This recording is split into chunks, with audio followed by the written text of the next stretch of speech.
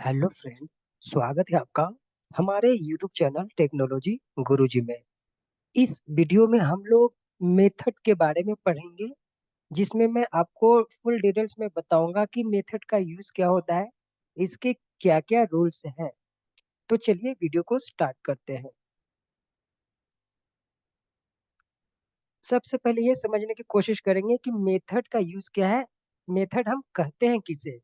ठीक है, तो हमेशा आप ध्यान रखना कि जब भी आप लॉजिक लिखोगे तो हम मेथड के अंदर में लिखते हैं। मीन्स मेथड का यूज क्या है, लॉजिक लिखने के लिए हम मेथड का यूज करते हैं। जैसे एग्जांपल के लिए मान के चलो, आप मोबाइल यूज करते हो। मोबाइल में बहुत तरह की बटन होती है। अगर किसी बटन पे आपने क्लिक किया तो इंटरनली जो ऑपरेशन परफॉर्म होता है, तो उस तरह का जो ऑपरेशन है उसके लिए लॉजिक लिखा गया है। वो लॉजिक हम लोग मेथड में लिखते हैं। जैसे एटीएम मशीन है, एटीएम मशीन पे आप विड्रॉ पे क्लिक करते हो, पैसा विड्रॉ होता है। तो ये इंटरनली इसके लिए लॉजिक लिखना पड़ता है। वो लॉजिक हम मेथड में लिखते हैं। तो सिंपल एक लाइन में आप क्या ध्यान रखोगे, याद रखोगे कि मेथड का यूज है लॉजिक लिखने के लिए, मेथड का यूज हम करते हैं। ठीक है, क्योंकि देखो अगर आपको कोई बोल दिया कि क्लास के डायरेक्टली क्लास के अंदर में हम डायरेक्ट में लॉजिक लिख सकते हैं क्या, तो आप बोलना कि नहीं, आप क्लास के अंदर में डायरेक्ट में लॉजिक नहीं लिख सकते हो।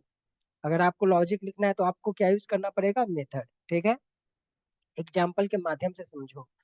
देखो सिंपल, मैंने एक क्लास लिया। इस क्लास के अंदर में मैंने ए और बी का वैल्यू लिया। मैं चाहता हूँ ए और बी का एडिशन करना। तो यहाँ पर क्या है, एक लॉजिक में लिख रहा हूँ ए प्लस बी का, मतलब कि ए और बी का एडिशन करना, एक लॉजिक लिख रहा हूँ। तो बताओ, यहाँ पर मैंने क्लास लिया और क्लास के अंदर में मैं यहाँ लॉजिक लिखने जा रहा हूँ। मतलब डायरेक्ट क्लास के अंदर में लॉजिक लिखने जा रहा हूँ। तो बताइए आप लोग, ये कोड वैलिड है या इनवैलिड।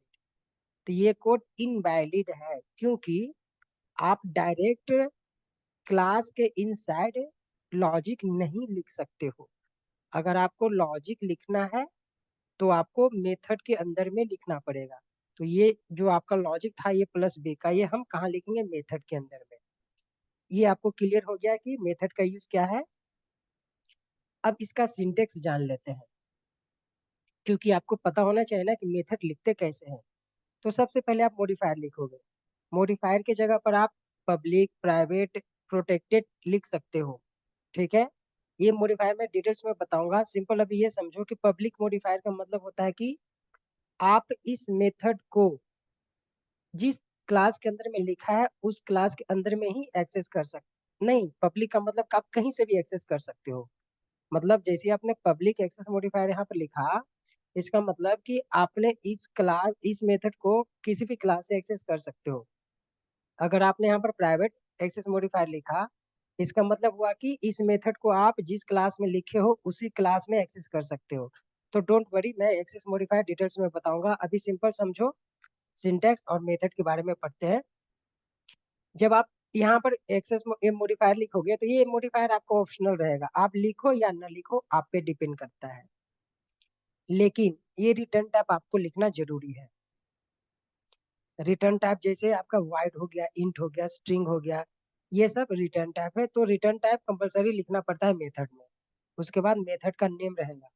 यहाँ पर आप मेथड का नेम कुछ भी लिख सकते हो, आप पे डिपेंड करता है, आपके रिक्वायरमेंट पे डिपेंड करता है। लेकिन जब भी आप मेथड का नेम लिखने जाओगे तो फर्स्ट कैरेक्टर लोअर केस में होना चाहिए, स्मॉल में होना चाहिए।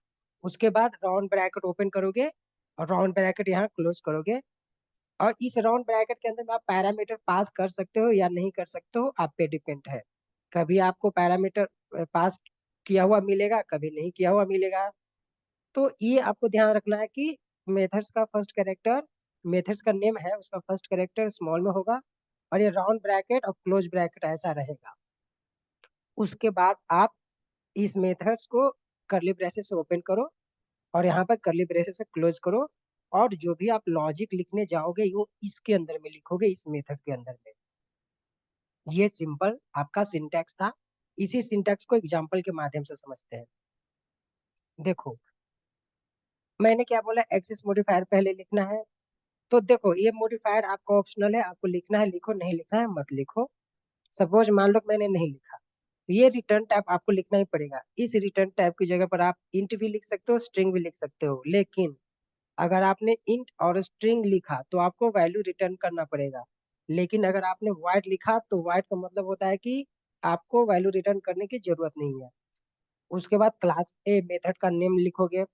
तो मेथड का नेम मैंने डिस्प्ले लिखा, तो इस मेथड का नेम का फर्स्ट कैरेक्टर स्मॉल में है डी। उसके बाद राउंड ब्रैकेट ओपन क्लोज। इसके अंदर में अभी मैंने पैरामीटर नहीं लिखा, आप पैरामीटर लिखना चाहो तो लिख सकते हो, प्रैक्टिकली में मैं बताऊंगा। और डोंट वरी, मैं प्रैक्टिकल में डिटेल्स में आपको बताऊंगा। इस मेथड का राउंड ब्रैकेट हमने ओपन किया और यहाँ क्लोज किया, और इस मेथड के अंदर में ही आपको लॉजिक लिखना है। अब थोड़ा इसके कुछ टाइप्स देख लेते हैं, उसके बाद मैं प्रैक्टिकल बताऊंगा, ठीक है। अब देखो, मेथड्स के भी टाइप्स होते हैं। जैसे इंस्टेंस मेथड पहला टाइप है, और दूसरा स्टैटिक मेथड है, दो टाइप होते हैं। जैसे मैंने वेरिएबल में बताया था आपको कि वेरिएबल के टाइप्स होते हैं, इंस्टेंस वेरिएबल, स्टैटिक वेरिएबल और लोकल वेरिएबल। तो ऐसे मेथड में दो टाइप्स है, इंस्टेंस मेथड और स्टैटिक मेथड। अब यहाँ पर समझो, मान लो कि मैंने ऐसा लिखा स्टैट ए मॉडिफायर। सपोज मान लो ये तो मॉडिफायर ऑप्शनल है, आप लिखो या ना लिखो कोई फर्क नहीं पड़ता। मान लो कि मैंने यहाँ वाइड m1 एक मेथड लिया, और इसके अंदर में आप लॉजिक लिखते हो, और इस मेथड को मैंने यहाँ क्लोज किया। अब बताओ ये मेथड स्टैटिक मेथड है या इंस्टेंस मेथड है? तो ये मेथड इंस्टेंस मेथड है। अगर जिस मेथड पे स्टैटिक कीवर्ड नहीं है तो आप समझना कि ये मेथड इंस्टेंस मेथड है।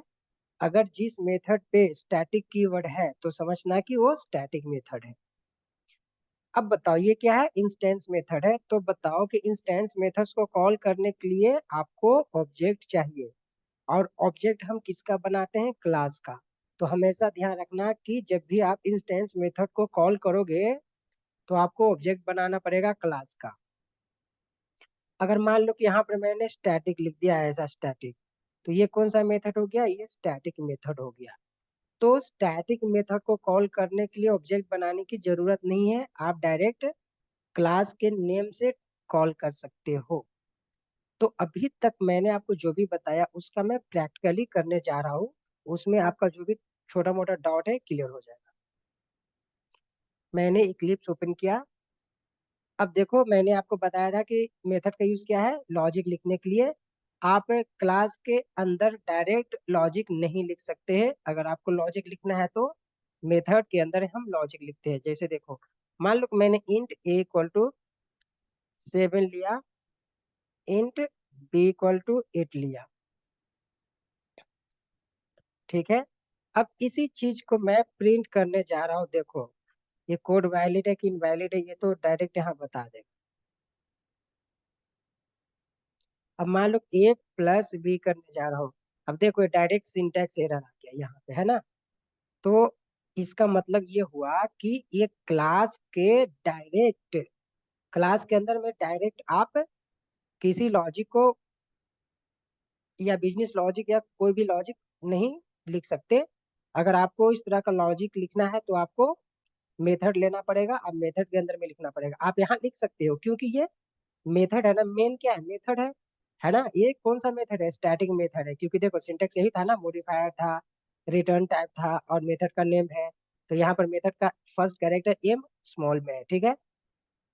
तो इसी चीज को अगर आपको यूज करना है, इस लॉजिक को, यहाँ पर लॉजिक क्या था, ए और बी का एडिशन कर रहे थे हम लोग। तो इस लॉजिक को अगर आपको लिखना है तो क्या करना पड़ेगा, पहले एक मैंने m1 नाम का या फिर डिस्प्ले नाम का एक मैंने मेथड बना लिया, और इस मेथड्स को ओपन किया, क्लोज किया, और इस मेथड्स के अंदर में मैंने लॉजिक लिखा। लॉजिक में मैं लिखूंगा ए प्लस बी। अब सिंपल ये क्या करेगा, ए प्लस बी को ऐड करके दे देगा। तो हमने लॉजिक कहाँ लिखा, मेथड के अंदर में लिखा। तो ये वैलिड है। अब इसको रन करो, देखो आपका आउटपुट आ जाएगा।